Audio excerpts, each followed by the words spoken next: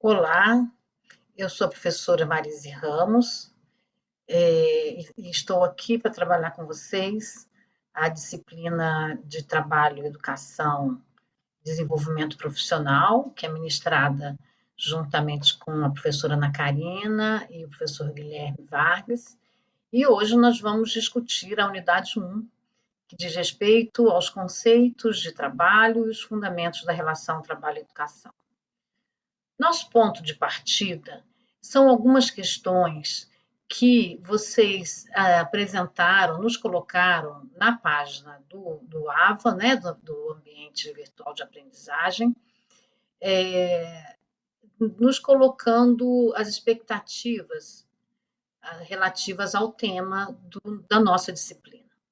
As questões que nós escolhemos lá no AVA foram apresentadas por estudantes do semestre passado, mas nós conseguimos supor que sejam de interesse também para vocês. Então, esse é o nosso ponto de partida. Então, o que nós podemos depreender do que vocês apresentaram? Algumas ideias, né? Então, vocês falaram que gostariam de discutir sobre o mercado de trabalho atual, as mudanças que teremos que estabelecer para nos adaptarmos à nova realidade, além do meio tecnológico que nos cerca. Aqui, a escrita está quase ou praticamente literal, tá? do que foi apresentado lá no AVA. Também, como o ambiente escolar molda o aluno para o mundo do trabalho, no que diz respeito ao controle do corpo e à repetição de atividades. Aí nós colocamos aí, trata-se, na verdade, de uma questão relativa à adaptação psicofísica dos trabalhadores que a escola acaba por fazer, né? Este é um termo usado pelo filósofo Antônio Gramsci. Vocês também falaram das mudanças que estão ocorrendo quanto aos direitos dos trabalhadores, como a reforma trabalhista, a reforma da Previdência, talvez a reforma administrativa vai afetar os profissionais públicos, mas certamente afetam todos os trabalhadores. Mais uma vez apareceu a ideia do direito dos trabalhadores, a construção desse direito. E aí talvez conhecer as primeiras concepções de trabalho na sociedade também seja bom, né? Seja bacana. Estudar como o conceito de trabalho mudou, se sempre foi como foi, ou se teve algum atributo diferente em outra época. Então, aqui vocês estão sinalizando já para questões históricas do conceito do trabalho, a forma como o trabalho foi se constituindo historicamente na sociedade. Mas nós vamos discutir também o que é o trabalho, né? Mais uma vez aparecem as mudanças trabalhistas, também falam sobre a pandemia, né, o impacto da pandemia no mercado de trabalho, a inserção da tecnologia no nosso cotidiano. E, finalmente, vocês esperam pesquisar, ou talvez até conhecer pesquisa, sobre a relação trabalho-educação quanto ao processo social, econômico e as mudanças no mercado de trabalho na atualidade, mais uma vez aqui apresentado. Essa aula não vai dar conta de tudo, mas nós vamos apresentar alguns conceitos, reflexões que podem lhes ajudar a começar a sistematizar uma análise crítica sobre essas questões e, com as aulas seguintes e todo o material disponível para vocês, vocês mesmos vão poder elaborar discussões a respeito desses temas, desses subtemas que vocês aqui apresentam, tá? E essa é a nossa expectativa. Muito bem. Então, pegamos essas ideias e nos propomos a discuti-las, né, a partir de conceitos correlatos. Então, vocês falam de mercado de trabalho. O que é mercado, o que é trabalho? Primeiro, vamos falar do mercado. Vamos começar falando do mercado e, no final desta aula, é o mercado que vai aparecer novamente, a gente entendendo um pouco sobre a mercadoria. Mas, primeiro, nós já conhecemos pelo nosso senso comum que mercado é um espaço onde se vende e se compram, se vendem e se compram mercadorias, certo? Bom, a gente pode falar, existe o mercado de frutas, é onde se compram e se vendem frutas. Existe o mercado de roupas, compram-se e vendem-se roupas. Então, existe o mercado de trabalho. é um espaço onde se compra e se vende trabalho. Trabalho, exatamente? Bom, nós vamos ter que conversar sobre o que é trabalho, porque rigorosamente nós vamos ver é que esta relação de compra e venda diz respeito à compra e venda da força de trabalho, porque em sociedades mediadas pela propriedade privada dos meios de produção, e aí a particularidade do capitalismo é marcada por este aspecto, mas que não é exclusivo do capitalismo, outros modos de produção anteriores tinham o princípio da propriedade privada como estruturante, mas no caso do capitalismo, uma outra questão importante é o trabalho livre, diferente de outros modos de produção, como no feudalismo, que você tem o servo, né, o trabalhador servil, e na antiguidade, o escravismo antigo, por exemplo. O Brasil também vivenciou um regime, né, de escravocrata. O capitalismo, propriamente, na sua forma na sua forma acabada, né, ela se baseia, então, em dois princípios fundamentais: a propriedade privada dos meios de produção e o trabalho livre. A propriedade privada dos meios de produção promove a existência de classes sociais oponentes, aquela que detém os meios de produção, desde a terra como o primeiro meio de produção, até a maquinaria e a própria tecnologia, e esta, sendo a classe proprietária dos meios de produção, ela tem configurações específicas ao longo da história, dependendo deste contexto, propriamente do modo de produção. No capitalismo, nós reconhecemos que a classe proprietária dos meios de produção é a burguesia, não é? E a outra classe, que é formada a partir da propriedade privada dos meios de produção, é a classe que não detém esses meios, é a classe expropriada, não é? E, ao não deter os meios de produção, ela é detentora exclusivamente da sua força de trabalho. E é a sua força de trabalho que no capitalismo é negociada num, entre aspas, mercado, que parece que as pessoas entram em relação de igualdade, quem quer vender a força de trabalho, quem quer comprar a força de trabalho, mas não é uma relação de igualdade, certo? Porque o trabalhador é obrigado a vender a sua força de trabalho. A única forma de ele conseguir produzir a sua existência é vendendo a sua força de trabalho.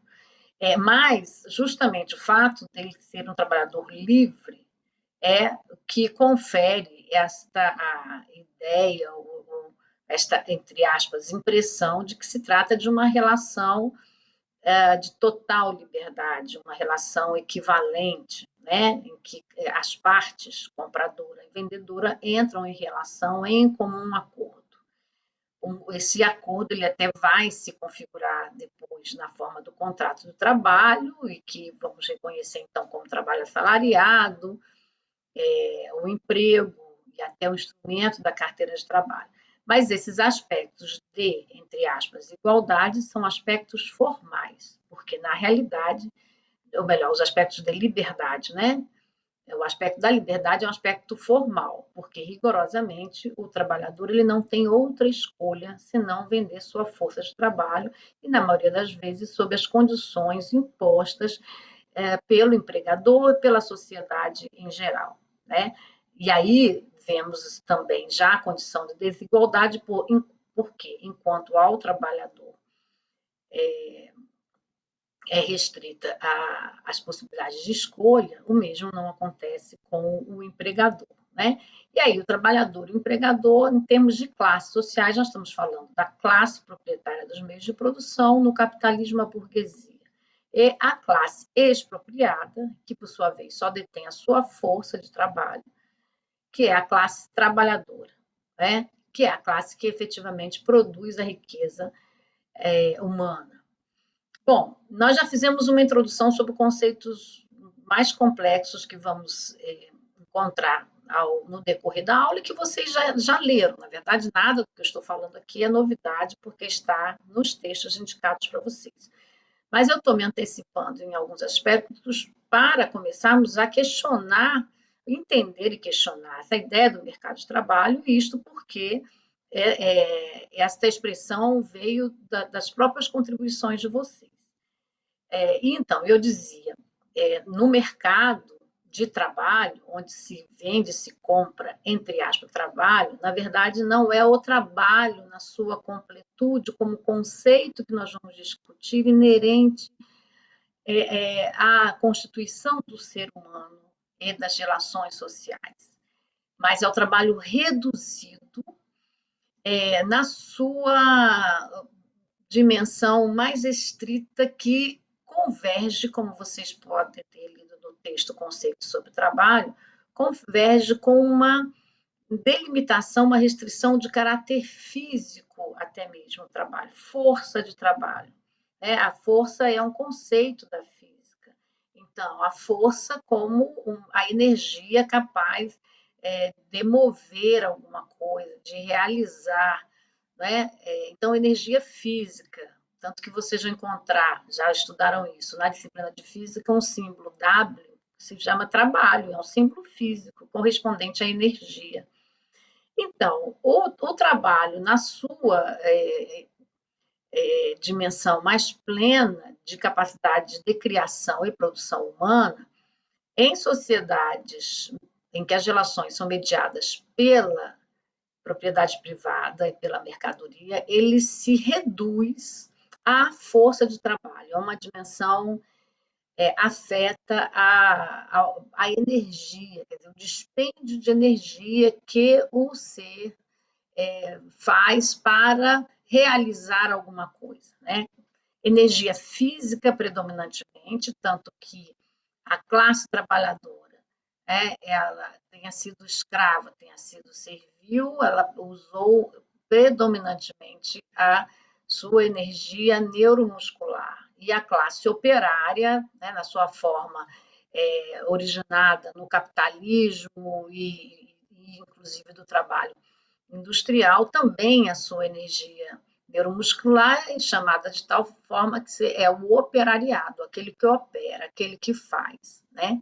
É claro que a energia intelectual também é despendida, só que na lógica, em especial do capitalismo, o movimento, nós vamos ver isso com o conceito de trabalho simples, é tentar reduzir ao mínimo possível o uso intelectual da capacidade do trabalhador, né? Então, nós já estamos dizendo aqui, o mercado, na verdade, nós poderíamos até responder aqui o que é mercado, né? É a esfera da sociedade de compra e venda de uma mercadoria, certo? Bom, o que é o trabalho é uma discussão que nós vamos fazer logo em seguida, né? Mas nós já podemos dizer que o trabalho é a capacidade e a ação humana de produzir a sua existência mediante a transformação da natureza. Certo? Vamos ter que passar essa setinha aqui para baixo, ver se eu faço. Tá, mas aí vamos de novo. Mas então, será que nós vendemos no mercado de trabalho essas nossas capacidades?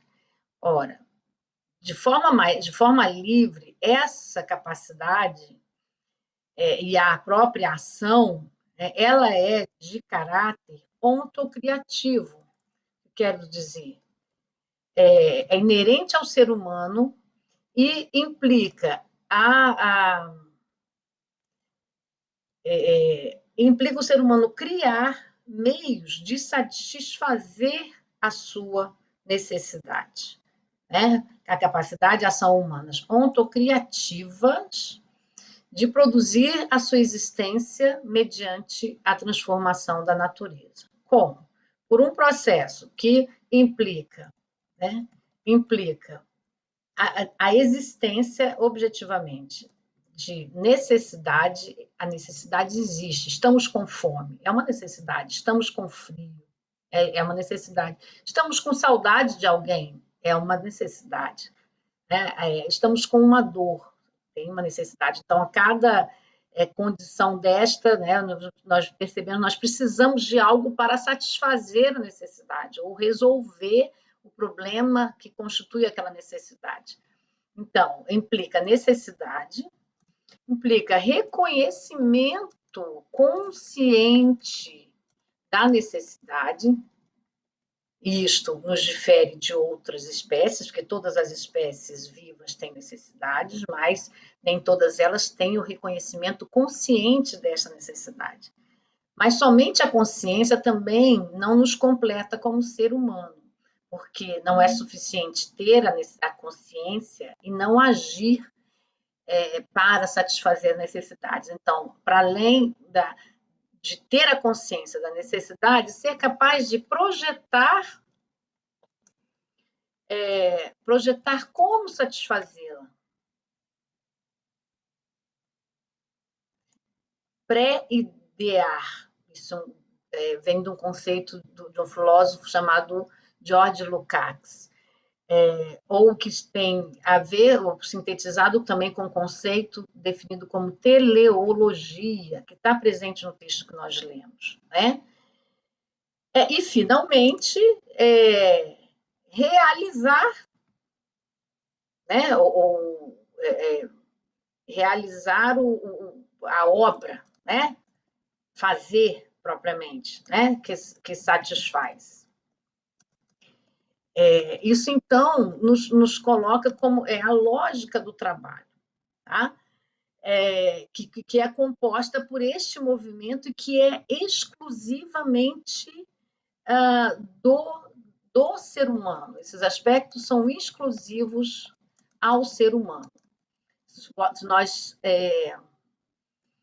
nós acompanharmos, necessidades todos os seres humanos, todas as espécies vivas têm, mas consciência dessas necessidades, não. Mas a consciência, ter a necessidade de ter a consciência já define o ser humano? Não. Por quê? Porque ele não vai sobreviver somente com a consciência. A gente estaria no idealismo. Ele precisa o quê? Ser capaz de analisar aquela situação que se encontra e projetar um meio para satisfazê-la. Então, já tem aí essa capacidade que é específica do ser humano. E agir, né? Que essa ação implica a síntese da capacidade do trabalho intelectual e do trabalho manual. Há uma frase de um filósofo chamado Anaxágoras que diz: o homem pensa porque tem mãos. E aí são questões bem interessantes para a gente pensar o que essa dimensão, digamos, filosófica, mas também antropológica, do ser humano. E social, porque essa ação ela é feita necessariamente em relação com os outros homens, com os outros seres, né? Em relação com outros seres humanos. Quando eu falar aqui em homens, eu vou falar no sentido genérico, tá? Então, o que define, isto define, né? O ser humano como um ser social, né? Ou aqui estamos nos aproximando da ontologia do ser social, como eu disse, como um filósofo húngaro. Bom, olha aqui como ficou complexa a definição de trabalho, né? Não tem nada a ver com somente a capacidade de fazer coisas, ou de ir ao mercado e obter um salário. Várias respostas que se poderia ter sobre o que é o trabalho. Nós estamos falando aqui, na verdade, de uma definição do ser humano. E esta definição que está adensada nesse conceito de ontologia.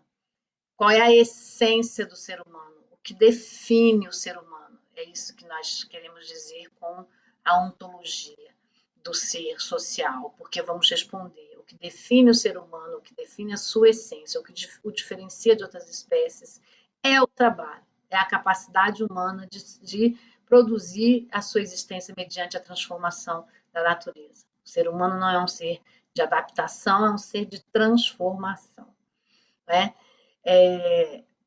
Isto nos define, então, nessa perspectiva que nós estamos discutindo, que nós vamos, o que Engels e Mesaros, o Friedrich Engels e o Istvan Mesaros, que foram, inclusive, Mesaros, inclusive, é um seguidor de Lukács, definiram, então, como o trabalho como categoria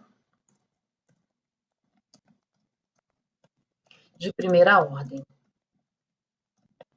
Por quê? Porque ele implica, né, mediação entre o ser e a natureza. O ser e a natureza e os outros seres. Para produzir diretamente sua existência. O que quer dizer produzir diretamente sua existência? Quer dizer que ele tem a necessidade, ele completa aquele ciclo ali falado, né? Ele sente a necessidade, ele tem a necessidade, ele reconhece conscientemente, ele projeta e ele faz. Nós vamos ver que a intermediação da propriedade privada e a transformação do trabalho em mercadoria faz com que os seres humanos não trabalhem mais para a satisfação direta das suas necessidades, mas sim trabalham para satisfazer as necessidades de outrem, quais sejam seus empregadores, não é? E indiretamente a sociedade com aquilo que ele produz, mas a sua própria necessidade não é satisfeita no seu ato de trabalho. Ele vai receber por isso, vai receber um salário, vai receber algum pagamento por isso, o dinheiro, então a intermediação também do dinheiro, e com o dinheiro é que ele vai comprar, aí numa outra esfera mercadológica, aquilo que ele necessita. Então, a mercadoria, ela se transforma depois, ela se interpõe, né, à propriedade privada. A propriedade privada. A divisão do trabalho, que nós vamos ver, e a mercadoria se interpõem nesta relação, e aí como categorias de segunda ordem, e aí nós vamos ter alguns conceitos também que vai decorrer, né, conceitos explicando a realidade, que vai produzir o trabalho alienado. Bom, e por que meios que se processa este fenômeno, né, de produção do trabalho alienado? É a redução, né, trata-se de um processo pelo qual o trabalho, no seu sentido ontocriativo, se reduz à força de trabalho, como eu dizia. E então, em mercadoria. Certo? Muito bem. Então, nós agora podemos falar que o mercado de trabalho, na verdade, é uma esfera. Né? O mercado de trabalho vai ser a esfera da compra e venda. Nós podemos agora trazer para cá, né, é a esfera onde se compra e se vende, de compra e venda,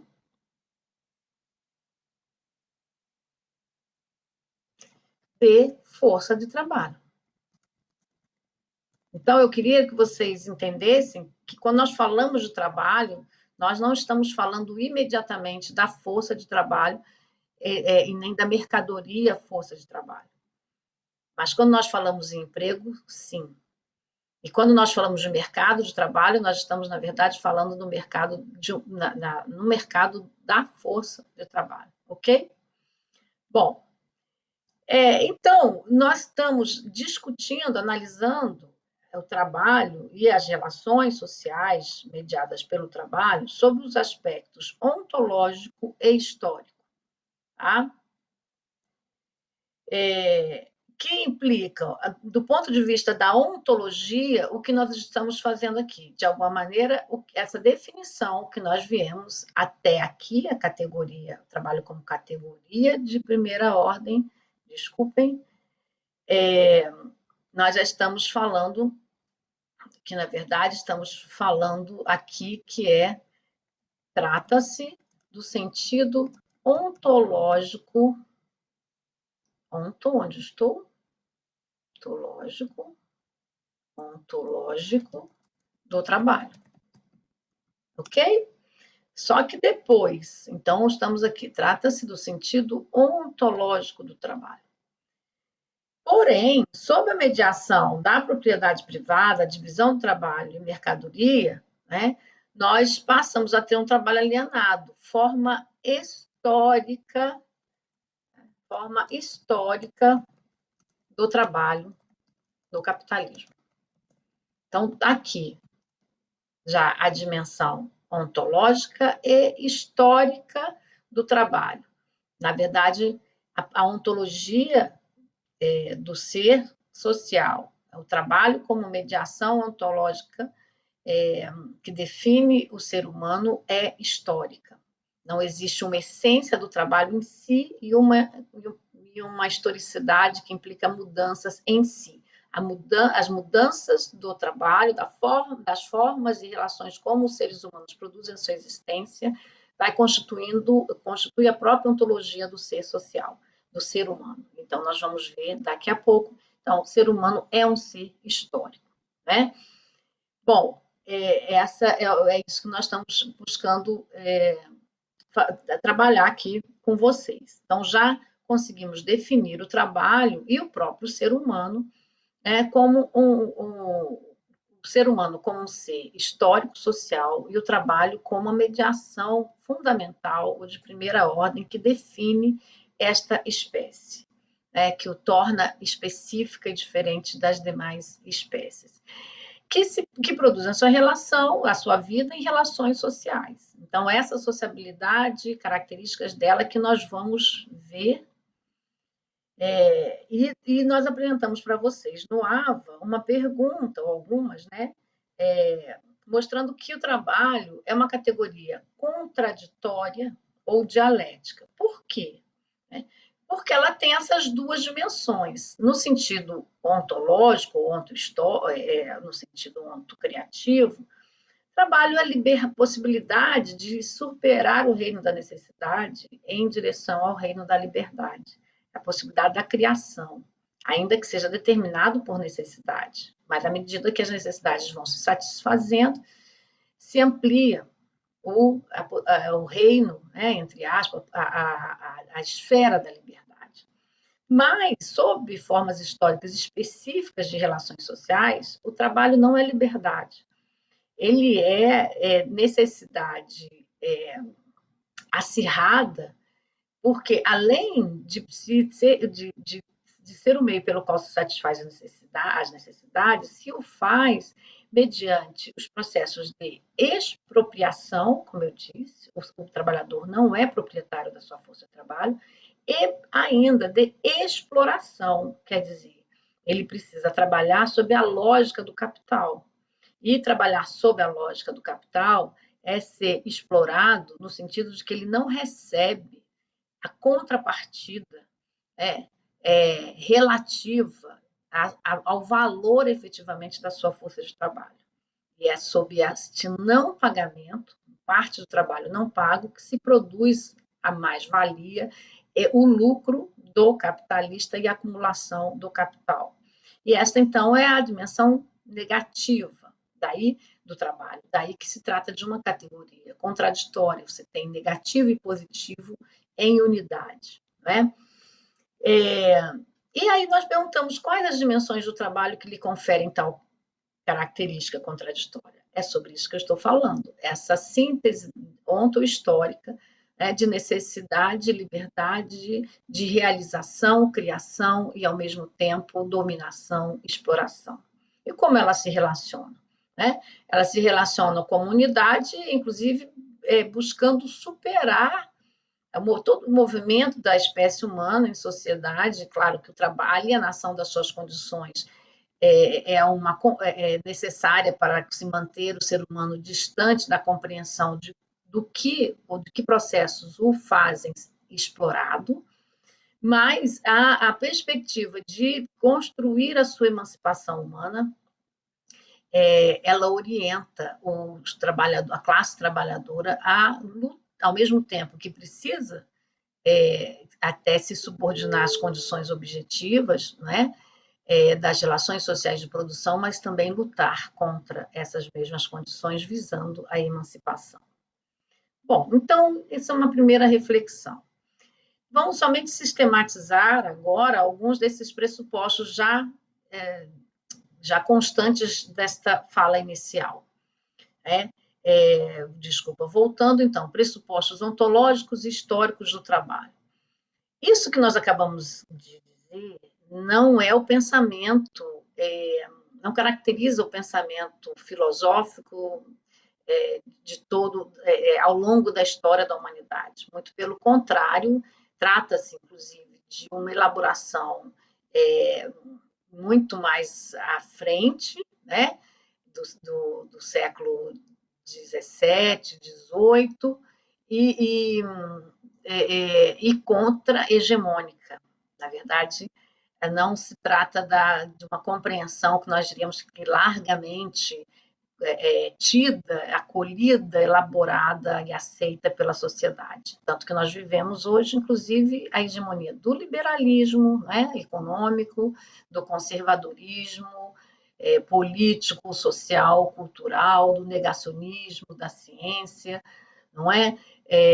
Então, nós estamos falando de uma concepção, qual seja, do ser humano como um ser histórico-social e do trabalho como um mediador de primeira ordem na produção da existência e que se realiza de forma contraditória e que no capitalismo se converte em mercadoria e trabalho explorado, esta é uma concepção que não é a mais comum, né? E tem razões históricas para isso. Nós vamos ver na filosofia e na política e na economia a hegemonia do pensamento liberal, né, que desde mesmo o século XVI, né, até hoje, perdura. Né? O neoliberalismo é uma recuperação ainda mais ardilosa, ainda mais violenta do atual do pensamento liberal. Então, para citar alguns dos filósofos, chamados dos liberais clássicos, ou filósofos do liberalismo clássico, como Thomas Hobbes, como John Locke, Hume, Adam Smith. Então, aquela ideia do homem é lobo do homem, né? Que o ser humano tem uma natureza destrutiva, se ele deixar da sua própria liberdade, ele vai se destruir, vão se destruir mutuamente. É a origem da razão da existência do Estado. O Estado, então, como uma força, um ente ao qual as pessoas, né, delegam um poder para poder controlá-las. Então, tem uma visão negativa do humano, uma visão destrutiva do humano. Locke já tem uma visão positiva, mas entende que o Estado é necessário para evitar excessos e descontroles. Então, aquela ideia do Estado guardião, né, que existe para defender a propriedade privada e a ordem. Mesma linha, com algumas questões do pensamento de Hume, Adam Smith elabora esse pensamento dos filósofos liberais originais do ponto de vista econômico, defendendo a liberdade de mercado, não é? O ser humano deixado a sua natureza, movido pelos seus interesses, eles tenderão a uma harmonia, é uma sociedade harmônica, está aí a liberdade do mercado, a chamada mão invisível que guiaria as pessoas de acordo com seus interesses e as suas possibilidades, e o Estado simplesmente atuando para preservar esta liberdade. Né? Rousseau, por sua vez, já vê o ser humano como uma positividade, né? Entende que a sociedade que o corrompe. Mas tem uma lógica idealista, porque não vê nas relações materiais da produção da existência as determinações dessa condição desumana do ser, né? E, resumindo, esse slide particularmente foi elaborado pelo nosso colega Gaudêncio Frigoto, professor de vocês também, a quem eu faço um agradecimento ao final. Então, ele sintetiza, né, os credos, ou poderíamos dizer também as metafísicas, quer dizer, que não correspondem à realidade concreta, sua dinâmica, as determinações do real. Mas o credo psicológico entende que o ser humano é fruto de uma natureza dada, quer dizer, existe uma natureza humana dada, uma essência por si, né, ou per si. Um credo econômico, que então esse ser humano, cuja natureza seja uma natureza guiada pelos interesses e o homem produtivo, se tornaria, né? O homem guiado pela utilitário, com a liberdade de mercado, com a mão invisível, ele produziria, então, uma condição de satisfação própria aí da sociedade, e o credo político, o Estado neutro. Então, o Estado não teria uma posição de classe, mas sim seria neutro para mediar as oposições de classe, no caso, classe mesmo nem é uma categoria para esses filósofos, existe a sociedade atomizada e cada qual agindo conforme os seus interesses, as suas possibilidades e tendo, isso muito mais por meio do Locke e Adam Smith, a perspectiva de um bem comum, dado como, pela soma dos interesses e das possibilidades do trabalho de cada um, sempre guiado pela naturalidade da propriedade privada, isto é, aquela propriedade que vem por uma determinação divina, veja os reis, os imperadores, né? Que por determinação divina foram os privilegiados de terem então a terra, porque são representantes de Deus terem a terra produtiva, né? A propriedade da terra, porque no planeta seriam representantes de Deus, passando pela lógica que depois que vai ser discutida, inclusive, por Hobbes, de que aquele que trabalha a terra aquele que faz a modificação na terra tem propriedade, o direito de propriedade sobre ela.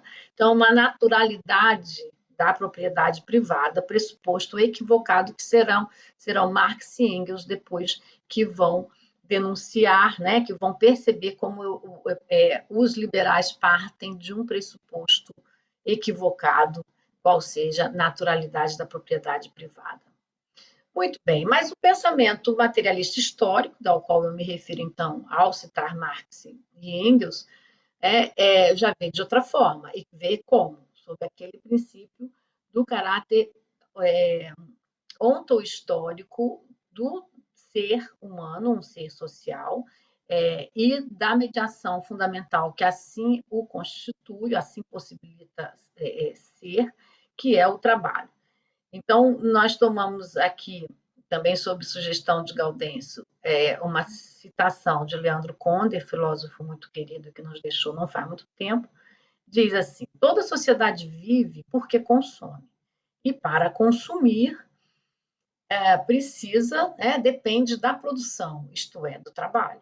Toda sociedade vive porque cada geração nela cuida da formação da geração seguinte e lhe transmite algo da sua experiência, educa. Não há sociedade sem trabalho e sem educação. Então, aqui também nós já vemos a ligação da educação com o trabalho, a necessidade de produzir e de formar gerações seguintes para continuarem produzindo e assim viabilizarem a vida em sociedade. Essa compreensão, então, nos mostra que o ser humano não é uma espécie dada, como essência dada, é um ser humano histórico, ele não nasce homem, não nasce humano, torna-se humano como ser histórico-social. Este ser não existe sem as condições objetivas que ele próprio produz, né? E produz como generalidade, quer dizer, são as várias gerações produzindo ao longo da história, né? E só é uma criatura social sob tais condições. E aqui nós temos um pouco uma síntese do que eu falei com vocês, que está no livro, né? Que o trabalho tem como resultado e como finalidade a transformação do objeto, do meio, da situação submetida a este trabalho. É o processo de satisfação de necessidades humanas, é a condição necessária para a vida humana se reproduzir. É processo de transformação, que primeiramente é da própria natureza, que por sua vez vai se tornando humanizada, é uma transformação do próprio ser humano, é uma relação também bionívoca e dialética. E daí o sentido onto-histórico do trabalho, sobre o que também já falei com vocês. É um intercâmbio entre ser humano, desculpem, é ser humano e natureza, é direito e dever, né? Precisa direito porque precisamos produzir a nossa própria existência, singularmente, mas é dever porque produzimos a existência dos outros seres humanos da sociedade. Portanto, não é correto que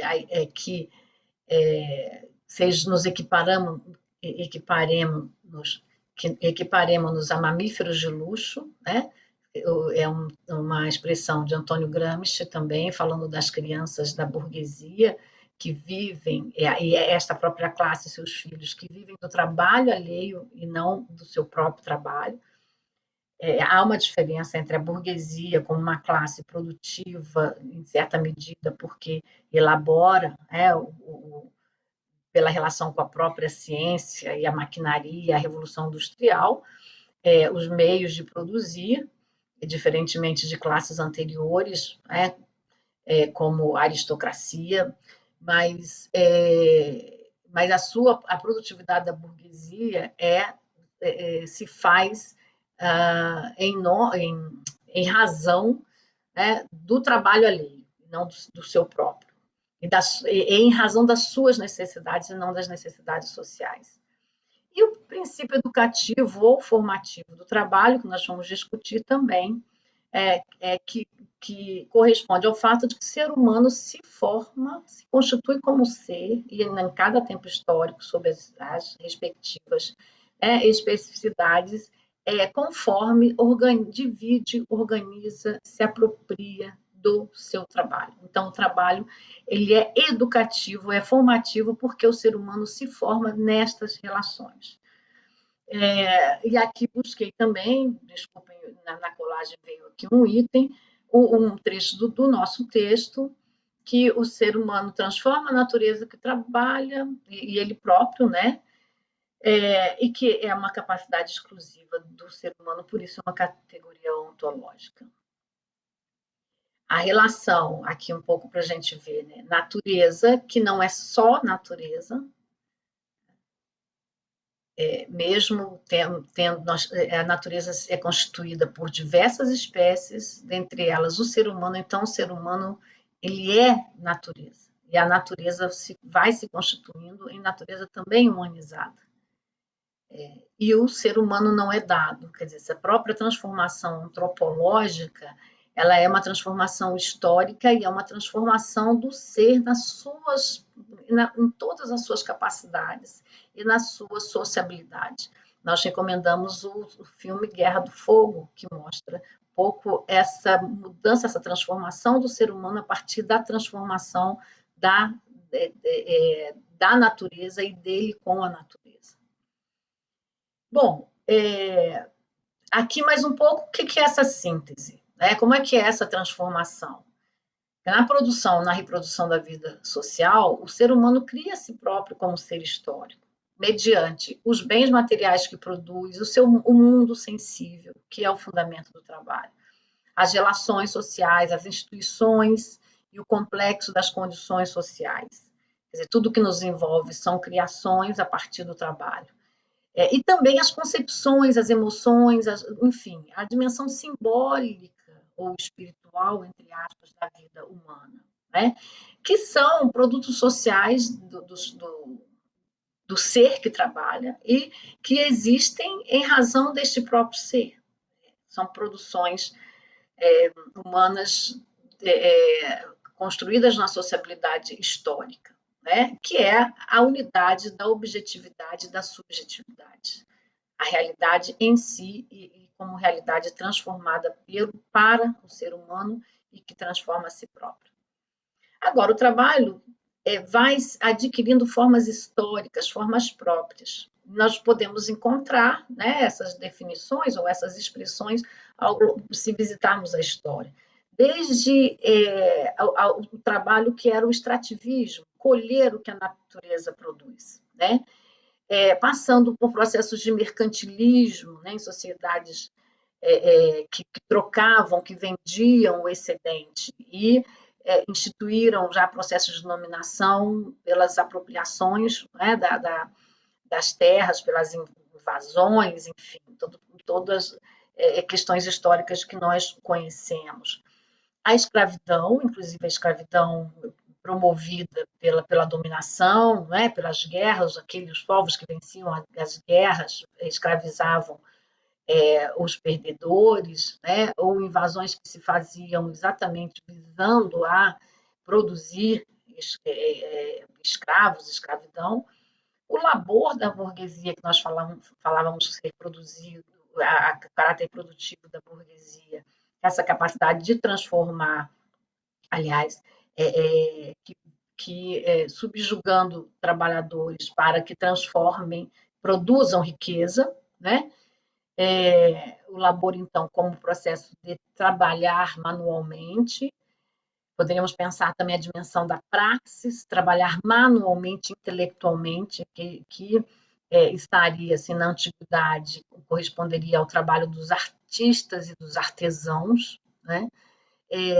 A poiesis como a utopia, o horizonte de uma sociedade sem classe, que, portanto, a síntese entre trabalho manual e intelectual é também síntese ou superação, o quanto possível, do reino da necessidade em nome da liberdade, portanto, a perspectiva de criação, da formação de cidadãos sujeitos emancipados, né, numa sociedade sem classe. A poiesis como a fruição, como a criação. Daí até Marx fala que nós somos guiados pela profissão, pela existência de profissões, mas que haveria um dia em que não haveria pescadores, mas sim seres que pescam, pessoas que pescam. Não haveria poetas, mas sim pessoas que fazem poesia. Nós diríamos assim, não existiria professores, mas sim pessoas que educam, que ensinam. Ou seja, o caráter formal do trabalho que está da profissão que está vinculada à divisão do trabalho, ele seria superado, porque nós, inclusive, poderíamos ter o tempo de liberdade implicaria o tempo de possibilidade de desenvolvimento das múltiplas e plenas capacidades humanas. E nós reconhecemos, então, as formas históricas do trabalho, como eu já antecipei, né? Na antiguidade, o trabalho escravo, na Idade Média, o trabalho servil, no capitalismo, o trabalho assalariado, na forma de emprego, quando se põe regulado de alguma forma, mas com essas características, ainda que a sociedade brasileira seja uma sociedade capitalista e, portanto, do trabalho livre, mas há um estigma escravocrata e, por vezes, até mesmo práticas escravocratas na sociedade brasileira, que fundamentam e sustentam um elevado preconceito contra o trabalho manual e técnico, né? Vivemos, a partir da década de 70, no mundo, a chamada crise da sociedade salarial e do emprego, que se acirra no Brasil, em especial, na década de 90, e o liberalismo tem a ver com isso, são questões que mais o Guilherme vai trabalhar com vocês na outra aula. Nós vamos encontrar formas de legais e ilícitas do trabalho, o próprio trabalho escravo também o é, né? Em contrapartida com a economia solidária, cooperativismo, tentativas de trabalho associado, buscando então superar a lógica da subordinação do trabalho ao capital. Mas vamos ver então, como, aliás, já comentamos, né?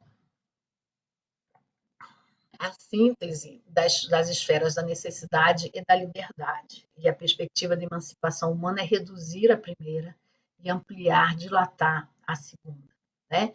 Então, o trabalho como uma categoria antediluviana é que ele existe desde que o ser humano se faz como tal e no seu processo de transformação. Desta forma, não se pode falar em fim do trabalho, caso contrário, seria o próprio fim do ser humano. É preciso pensar em superar a lógica do trabalho subordinado ao capital, e de tal maneira que não se pode, né, prescindir completamente da esfera da necessidade do mundo humano, mas é possível estreitá-la para alargar a liberdade, como eu disse. São dimensões utópicas, mas só podemos pensar na possibilidade de superá-la como utopia em direção à realidade se nós compreendemos essas contradições. E aí o trabalho assalariado é uma forma histórica do trabalho no capitalismo e tem a ver com o emprego e o desemprego. Vocês trouxeram aqui, eu estou recortando sobre o direito dos trabalhadores, eu dei ênfase a esse aspecto apresentado lá naquelas questões. Por que se fala em direitos dos trabalhadores? Porque existe o não direito, é uma disputa, né?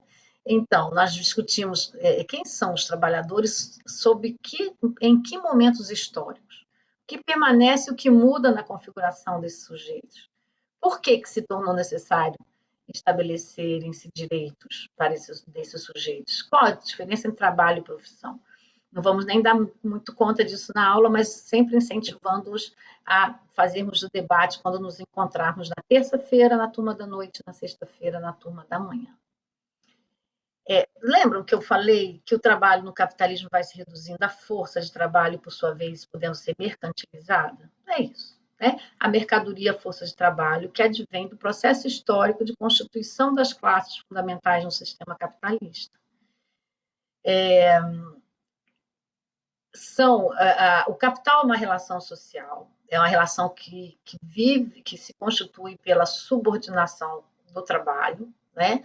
E expropriação de uma classe e exploração dessa mesma classe, que vai produzindo, conforme avança a divisão social e técnica do trabalho, a subordinação real do trabalhador ou do trabalho ao capital. Começando pela a subordinação formal, ela se dá pelo fato de o trabalhador não ser proprietário dos meios de produção e sim exclusivamente da sua força de trabalho.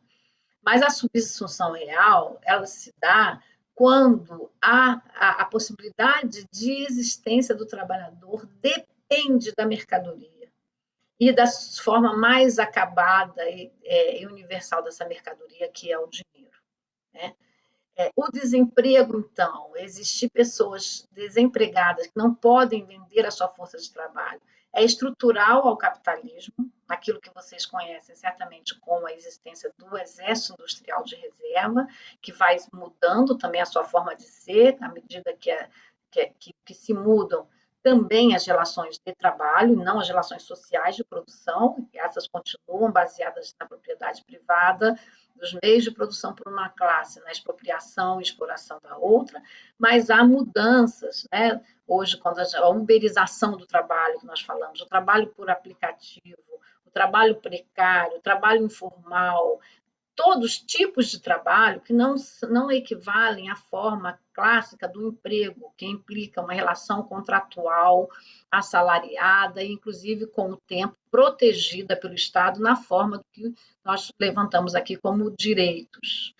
O que tem caracterizado essas formas mais recentes do trabalho, que se dá inclusive por processos, entre aspas, de autoexploração, que tem caracterizado, então, é cada vez mais a perda de direitos, a não existência de direitos que faz essa relação de venda e compra da força de trabalho menos expoliadora daquele ser que trabalha, né? Mas o que nós vemos hoje é o contrário, essa lógica relativamente protegida das relações contratuais do trabalho consubstanciada no emprego tem se perdido, né? A crise do emprego, o desemprego estrutural como estrutural, porque o desemprego é inerente ao capitalismo, estrutural porque são desaparecimentos de postos de trabalho, que não vêm mais, né?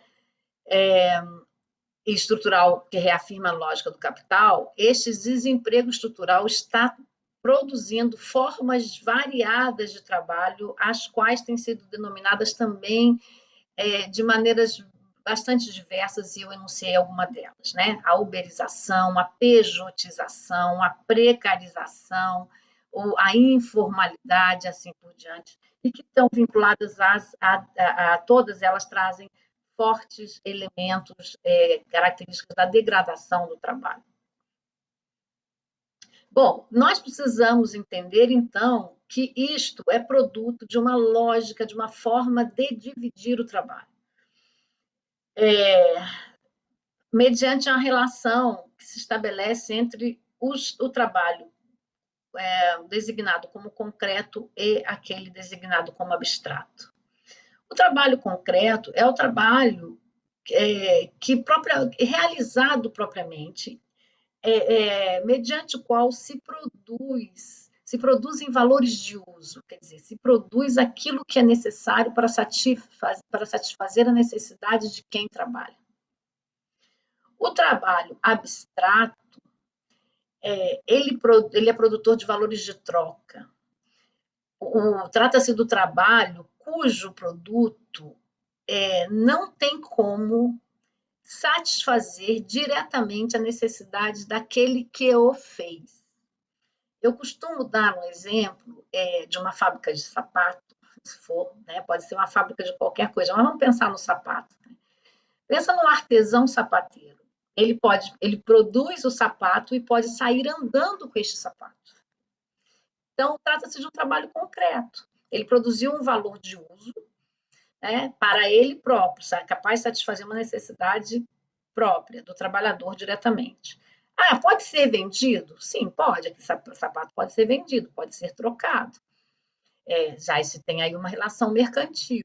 Mas ele só vai vender aquele sapato depois que ele tiver feito para ele. Ele vai ficar descalço para vender o sapato? Bom, vamos falar da relação de pobreza, que você tem que vender a roupa para poder ter comida.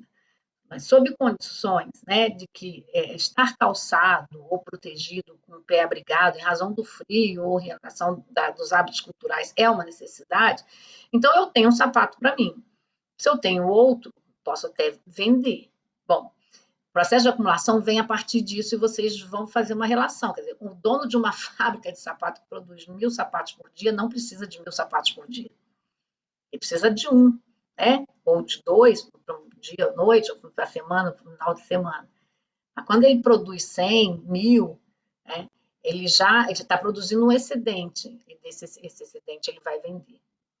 Agora, exatamente isso, ele só consegue produzir um excedente porque quem está produzindo aquele sapato, que são os operários na fábrica de sapato, não ficam com o sapato para ele. Porque senão, se você tem 1.000 trabalhadores produzindo 1.000 sapatos, cada qual poderia ficar com um sapato para ele. Ele precisa, para que o produto se transforme em mercadoria, ele precisa se desprender de quem está produzindo-o diretamente. Tá? E aí, como é que faz esse desprendimento? Mediante o trabalho abstrato, qual seja, divide-se o trabalho em tarefas simples e divide-se o próprio produto para que o trabalhador que produziu uma parte daquele produto não possa utilizar naquilo que ele produziu.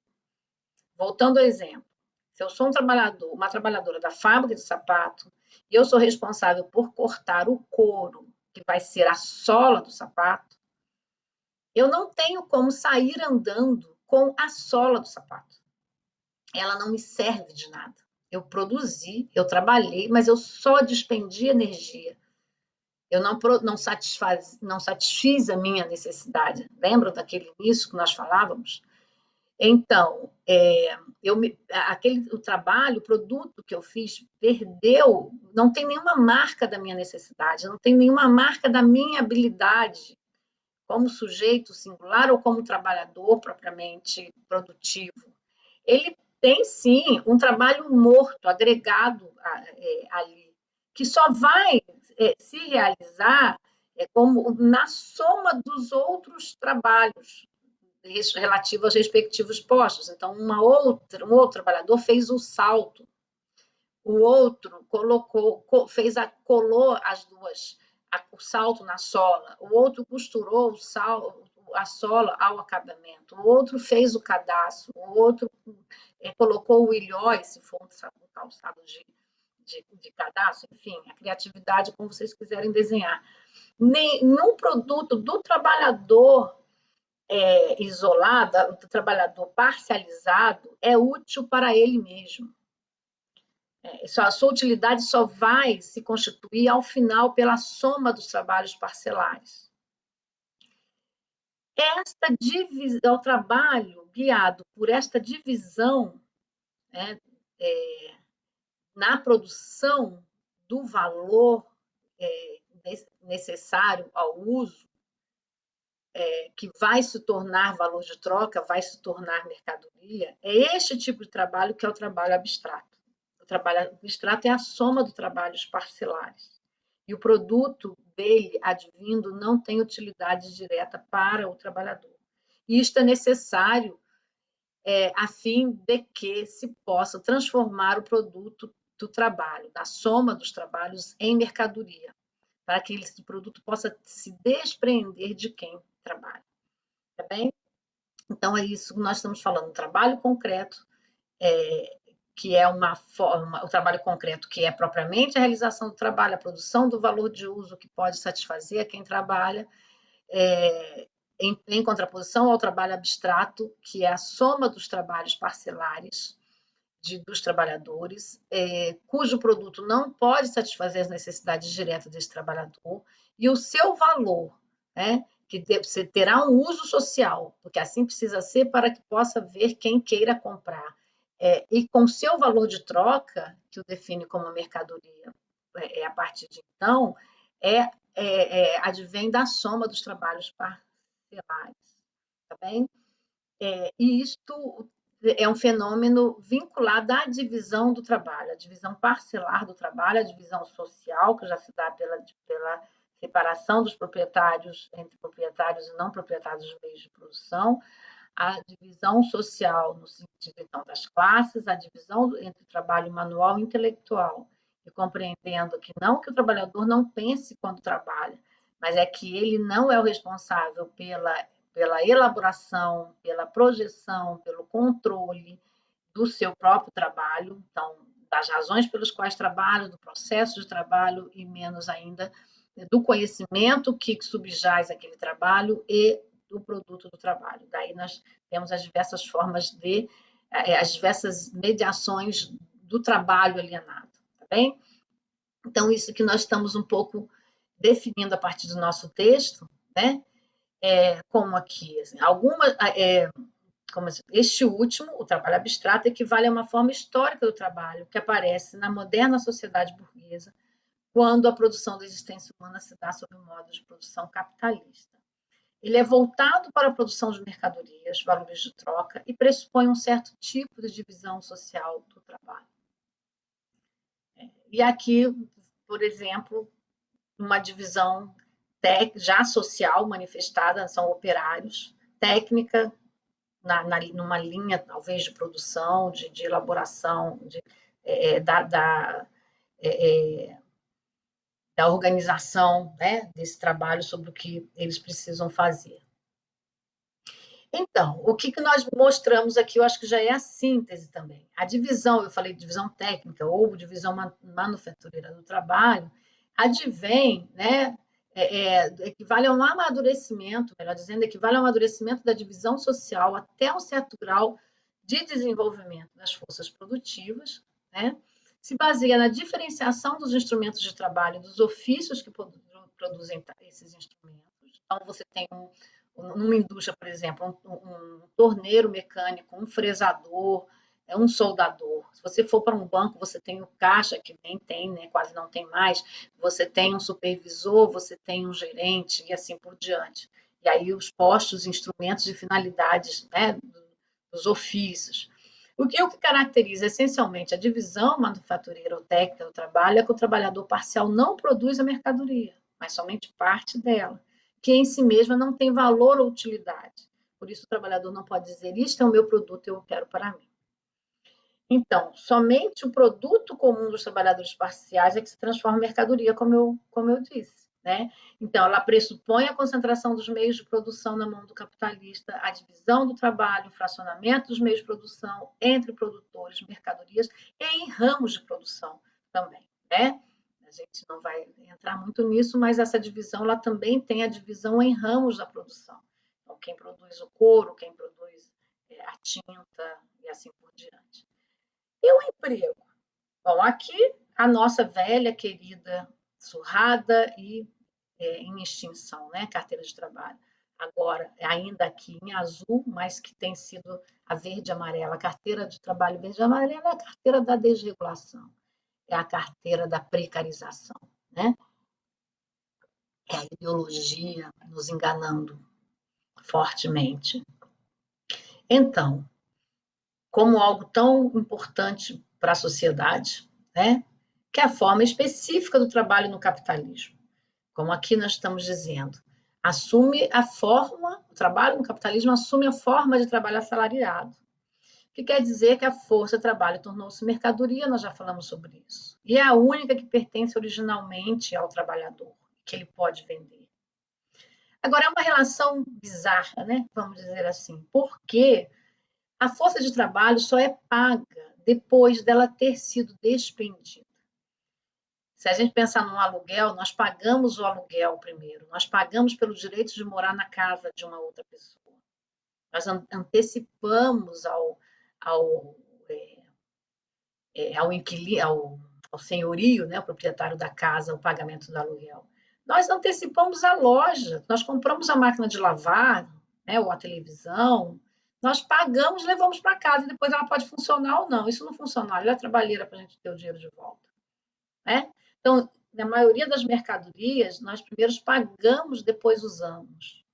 O trabalho, a força de trabalho é a única que primeiro é despendida para depois ser paga. Olha, quando a gente arruma um emprego, né, tem que trabalhar um mês para receber o salário lá no final. Se não tiver uma economia, se não tiver alguém que ajude, que sustente até chegar ao final do mês, né? Isso é o quê? É uma relação produzida. Isso constitui a relação entre capital e trabalho. E é assim que se estabelece a relação salarial. Né? E é o quanto o capitalista paga ao trabalhador pela sua força de trabalho. E esta relação, ela produz e é produzida mediante a simplificação do trabalho. Nós falamos do trabalhador, do artesão. Se o artesão produz todo o sapato, a roupa, o móvel, é um trabalho complexo. Mas se esse trabalho é dividido em trabalhos parcelares, né, cada um faz o pé, um corta madeira, o outro lixa, o outro aparafusa o pé, o outro faz o tampo, o outro pinta. Bom, a cada um ficou com uma parcela muito simples de trabalho. Isto é fundamental, trata-se então da redução da complexidade da produção, né, em vários sentidos. Um deles é porque você torna o tempo despendido, tempo de trabalho e a qualidade de trabalho despendida pelo trabalhador muito curto, muito pouco, muito simples. Como, sob uma outra lei, o valor de uma mercadoria equivale ao tempo socialmente necessário para produzi-lo, nós poderíamos dizer um trabalho complexo implica um tempo socialmente necessário para produzir, ou do que um trabalho simples. Ou ainda, um trabalhador que precise ter, cujo trabalho implica uma complexidade do seu domínio, das suas habilidades, do seu conhecimento, ele implicará um tempo de produção do valor da força de trabalho mais elevado. E isto faz com que o dispêndio do capitalista seja maior. Então, o objetivo do capital é tornar os trabalhos o mais simples possível, para que o tempo socialmente necessário para produzir aquela força de trabalho também se reduza, e com isso ele possa pagar muito pouco. Ao mesmo tempo, proporcionando uma elevação muito significativa da produtividade. Ou seja, a soma de trabalho simples, então, de respectiva a cada trabalhador, cada posto de trabalho, proporcionando uma elevada produtividade contra um baixíssimo custo. E isso possibilita a extração da mais-valia. Então, é tarefa do capital, é intuito do capital transformar todo o trabalho complexo em trabalho simples. E essa transformação, por sua vez, que vai constituir o trabalho abstrato, como nós falávamos antes, né? E daí, então, no trabalho simples, do trabalhador não são exigidos mais conhecimentos do que aqueles estritamente necessários para realizar operações simples e para proporcionar uma adaptação psicofísica do trabalhador àquela forma de dividir o trabalho. Nós podemos conversar muito sobre isso no nosso encontro. Por enquanto, não vou me antecipando a questões e reflexões, senão essa exposição fica muito longa. E vejam, o trabalho simples, então, ele é reduzido à indiferença de quem o realiza. Você não, precisa de escolaridade? Muitas vezes a escolaridade ela é demandada como critério de seleção, não como critério de qualificação. Não é que você precise do trabalhador escolarizado porque o seu trabalho tem uma qualificação X, que corresponde à necessidade do ensino médio, à necessidade do ensino superior, a um doutorado ou pós-doutorado. A tendência é que os trabalhos se simplifiquem e, eventualmente, a demanda por maior escolaridade se dá porque você seleciona, você tem como um critério de exclusão, né? Então, a transformação do trabalho complexo em trabalho simples é um processo pelo qual o capital faz. Há uma vinculação com a educação, mas não totalmente direta. E sim, trabalho simples, ele exigiria menos escolaridade. Nós vamos ver, vocês lerem isso no texto, Adam Smith, por exemplo, defendeu rudimentos, o direito a rudimentos da matemática,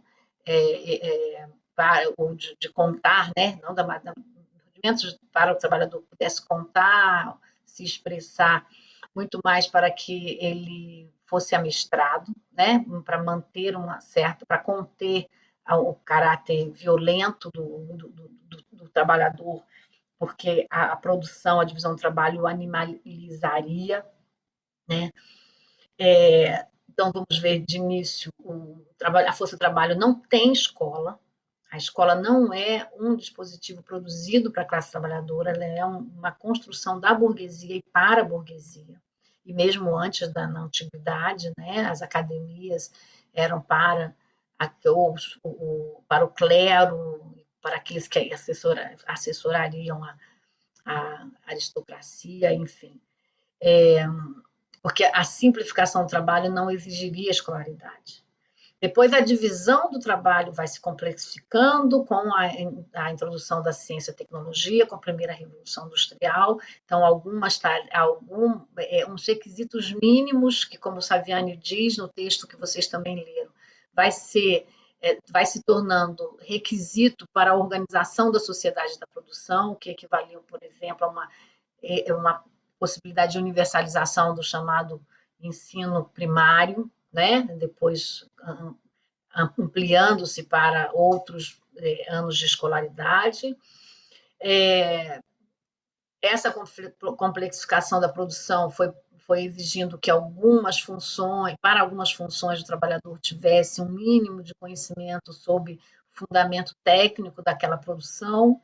Então, a extensão ao nível médio, reconhecido como nível médio por nós hoje, mas associado a uma formação técnico-profissional, para vincular exclusiva ou predominantemente a dimensão técnica, e aí uma formação unilateral, né? Mas, então, essa relação da escola com o trabalho, ela vai se tornando, historicamente, ela vai adquirindo novas mediações, mas sempre no movimento de que a qualificação do trabalhador não seja uma necessidade, menos ainda um entrave para o capital. Esta aula ela não vai nos possibilitar falar diretamente sobre um ponto dos nossos textos, que é sobre a contraposição entre a formação unilateral e a formação omnilateral, entre educação técnica e educação politécnica. Mas nós estamos dando os fundamentos para que nós possamos discutir esses aspectos na aula, e as nossas questões têm a ver com isso, ok? Eu trouxe aqui uma organização que o tempo também já está curto, nós podemos retomá-la no nosso encontro síncrono, mostrando que a finalidade da simplificação do trabalho, transformar o trabalhador simples, o trabalho em trabalho simples, é um pressuposto para a obtenção da mais-valia, em especial a mais-valia relativa, que implica, então, a subordinação real do trabalho ao capital. Por quê? Nós falamos aqui, vou ler esse foi um esquema que eu fiz, inclusive, dando a aula sobre o assunto na turma passada. Que o capital, já sabemos, se produz pela expropriação do trabalhador e pela sua exploração, com a redução da força de trabalho, a força de trabalho ou mercadoria. O lucro, que possibilita a acumulação do trabalhador, vem do trabalho não pago, na forma da mais-valia, absoluta e relativa.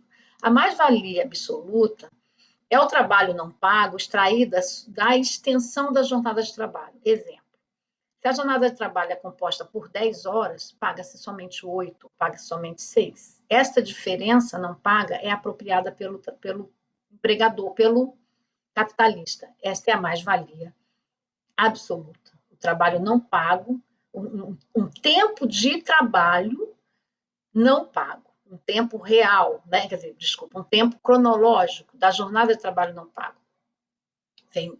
Agora, a mais-valia relativa, ela vem da intensificação do trabalho. Para a mais-valia relativa, dois fenômenos acontecem. Um é a própria redução da jornada de trabalho, para que não se precise pagar por muito tempo. Então, se pagava 10 horas, se trabalhava 10 horas, se pagava 8, se você consegue reduzir a jornada de trabalho para 8, você pode pagar 6. Mas não é só uma redução, porque como é que você pode reduzir a jornada de trabalho e não perder em produtividade? Intensificando o trabalho, fazendo com que o trabalhador trabalhe mais durante menos tempo, né? E isso foi possibilitado pela simplificação do trabalho e pela introdução da maquinaria, na medida em que a máquina dita o tempo de realização do trabalho. Então, a diferença, mais ou menos, entre a mais-valia absoluta e a mais-valia relativa. E é sobre a mais-valia relativa que se tem a subordinação real do trabalho ao capital. E essas questões vão se alterando com uma crise chamada crise do trabalho produtivo, que converge com a própria crise do trabalho assalariado. Então, aqui eu mostro um pouco como é que o trabalho produtivo, quer dizer, o trabalho que está na indústria, que produz mercadoria utilizável, né? Você tem o lucro. O capitalista investe um dinheiro, esse dinheiro possibilita a produção da mercadoria, e essa mercadoria produz um novo, entre aspas, dinheiro, que é maior do que o investido, né? Mas, veja, a conquista de direitos pelo emprego, trabalho assalariado, regulado pelo contrato, ele diminui a margem de lucro do trabalhador, do capitalista. Inclusive, o Estado, pela lógica do direito, o Estado se apropria de parte da mais-valia do empregador, né? Bom, e aí nós vamos ter aqui um contexto que o Guilherme vai discutir, que é o contexto do Fordismo, como forma de produzir, como lógica de produção, mas também de sociabilidade, né? O Fordismo foi o período do círculo virtuoso da mercadoria, produzir, distribuir, colocar em circulação e consumir, que gera necessidade de mais consumo. Aí o trabalhador tem que ter tempo livre para consumir, tem que ter salário para comprar. Com isso, vem também as conquistas do direito na forma do salário indireto, né, no período pós-guerra, a lógica do Fordismo, que o Guilherme vai discutir, que é o chamado o dia de 8 horas e 5 dólares, tem um certo aumento do salário do trabalhador por Ford, mas não para reduzir a mais-valia, mas sim para possibilitar a realização da mercadoria, então, pela compra e pelo consumo. E aí o Estado regula o mercado de trabalho por meio do emprego, com contrato, né? Fixa a jornada de trabalho, descanso, férias remuneradas, tem uma política social com educação, saúde, moradia, previdência, etc. O Estado também assume as grandes obras, ou seja, o Estado alivia o capital dos custos que ele teria com a reprodução da força de trabalho e também com processos mais complexos de distribuição e circulação da mercadoria. Mas isso foi se tornando efetiva o que Marx chamou que é a queda tendencial da taxa de lucro. E aí o capital busca se livrar do trabalho, fazendo uma associação com o capital produtivo, de maneira que, para além da produção de mercadorias diretamente, se possa produzir, para além da valorização da mercadoria, se possa valorizar o próprio dinheiro, que é o capital financeiro, né? Dinheiro que investe na produção, mais dinheiro que gera mais dinheiro. É toda uma lógica fictícia, né? Mas que, enquanto ela está em movimento, ela possibilita ganhos enormes dos capitalistas, sem necessariamente valer-se da força de trabalho.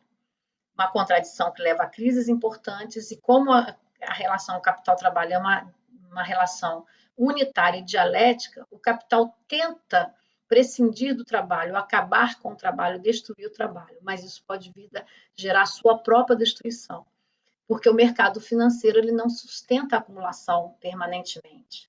E aí nós já temos o que nós vimos, por exemplo, a crise do subprime, produzida a partir dos Estados Unidos e que levou à falência, que levou ao problema das hipotecas e que deixou o mundo com cabelo em pé. Foi uma crise desse tipo, né?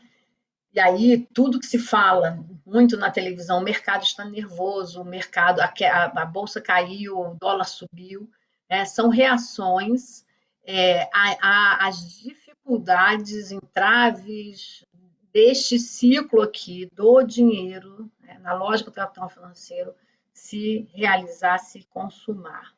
Tá? E essa possibilidade ela veio muito do avanço tecnológico das chamadas segunda revolução industrial, melhor, vocês conheceram, nós discutimos de alguma maneira aqui, a primeira revolução industrial, a introdução da maquinaria, a segunda revolução industrial, a mudança da base energética, o científico-tecnológico da mecânica para a eletrônica, a chamada terceira revolução industrial, que é a passagem para a microeletrônica, os novos materiais, a tecnologia digital molecular. Já estamos na quarta revolução industrial, que assim se fala, né?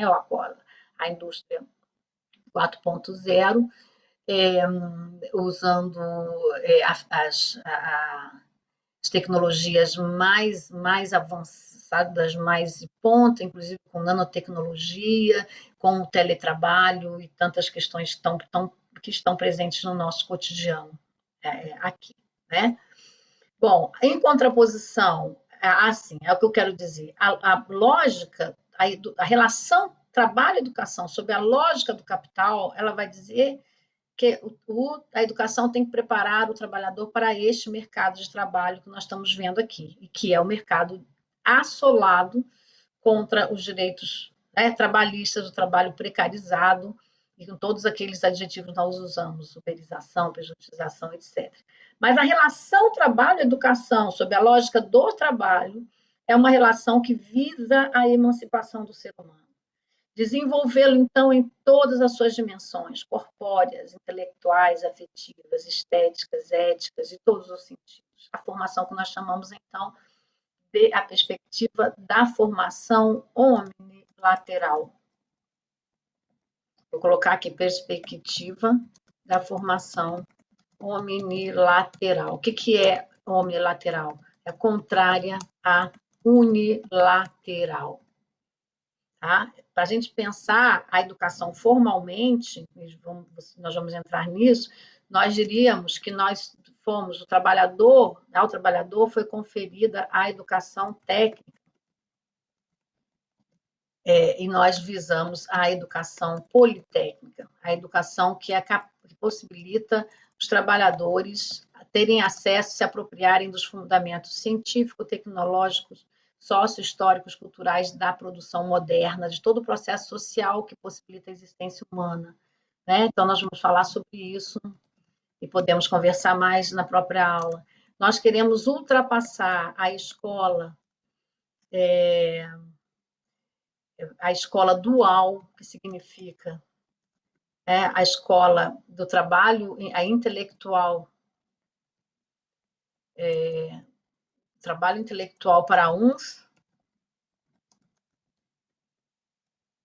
intelectual ou prosseguimento de estudos para uma classe.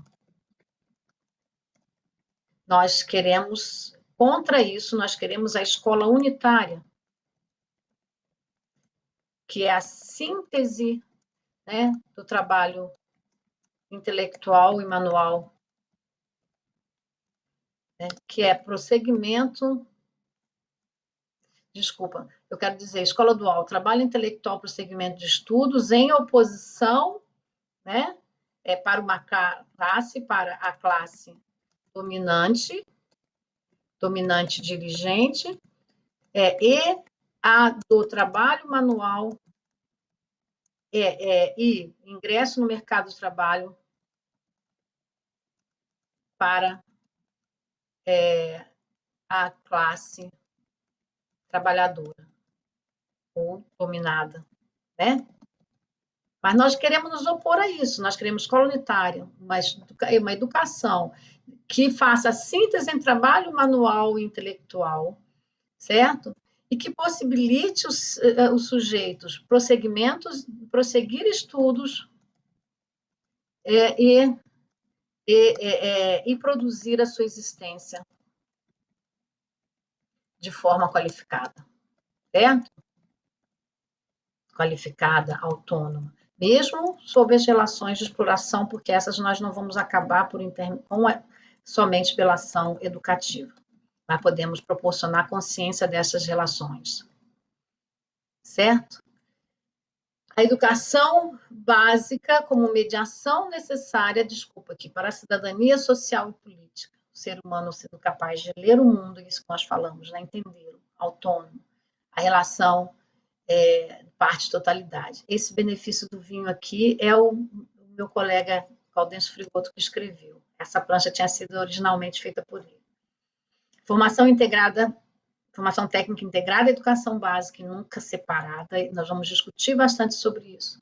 Sobre o fundamento da ciência, do trabalho, da cultura, mediação para uma cidadania econômica, uma cidadania cultural. Né? E o trabalho complexo, no sentido de que todo trabalhador tem o direito de se apropriar dos fundamentos do trabalho e do produto do seu trabalho. Emancipação da metafísica, seja ela religiosa, seja política, né? E que produz a emancipação humana.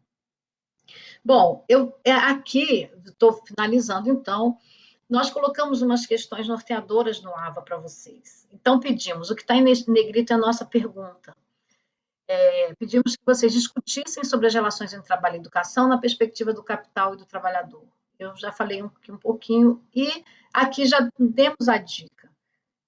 Na perspectiva do capital, ela visa o mercado e aumentar a exploração. Na perspectiva do trabalhador, visa a emancipação, superar a alienação, pela possibilidade de acesso ao conhecimento, né? E à cultura.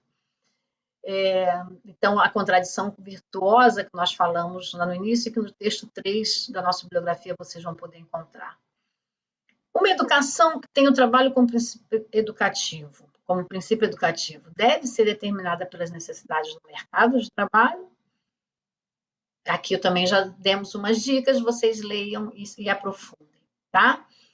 Trabalho como princípio educativo ou pedagógico são sinônimos? Não são. É preciso considerar que o trabalho como princípio educativo é antes uma categoria filosófica, ontológica, aquilo que nós falamos que o ser humano se produz como ser humano e por meio das suas ações que possibilitam a sua existência. Mas ela deve orientar a escola para que se compreenda que todo conhecimento produzido pela sociedade é direito de todos, porque é produção da classe trabalhadora. E todos nós somos produtores de conhecimento. E só podemos produzir conhecimento se nos apropriamos do conhecimento já produzido pela humanidade até então. E o conhecimento é fruto do trabalho e é potencialmente produtor de novas condições de vida. Então, uma escola orientada pelo princípio educativo do trabalho, ela reconhece que a classe trabalhadora reconhece e se movimenta para que esta seja a lógica da sociedade. A classe trabalhadora é a classe que produz a riqueza da humanidade. E, portanto, ela produz do conhecimento e precisa ter o direito de se apropriar do conhecimento produzido. Agora, o trabalho como princípio pedagógico, trouxe aqui porque vocês vão encontrar isso em documentos da educação, já visa o trabalho como mediação didática, que pode ser muito profícuo, mas também tem sempre o risco de se levar a treinamentos.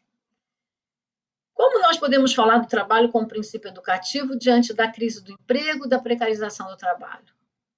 É porque trata-se de um princípio que é ontológico, é inerente ao ser humano.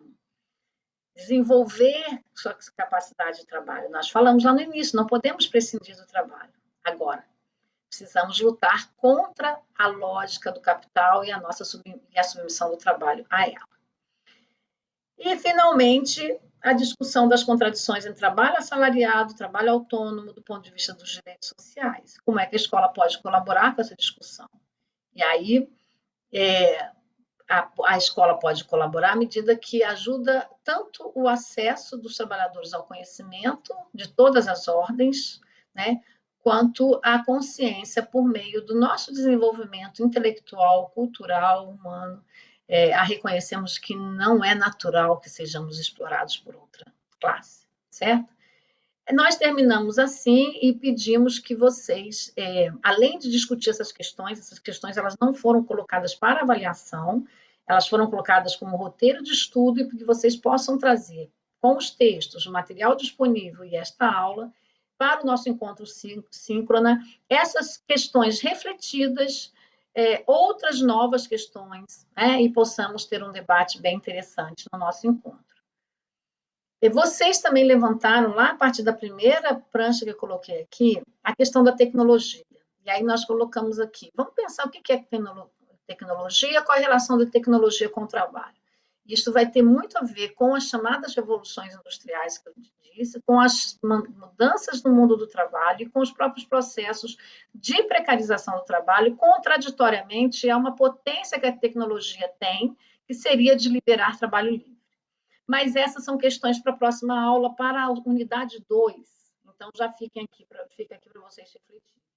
E eu concluo esse momento agradecendo ao meu colega Gaudêncio Frigoto, ao nosso colega, que compartilhou comigo alguns dos seus slides, porque nós trocamos um pouco, ele trabalha com economia da educação, e essa área de trabalho e educação é nossa área de pesquisa, somos colegas de pesquisa e pós-graduação, também junto com a Ana Karina e Guilherme, e nós trocamos um pouquinho algum material e resolvemos, então,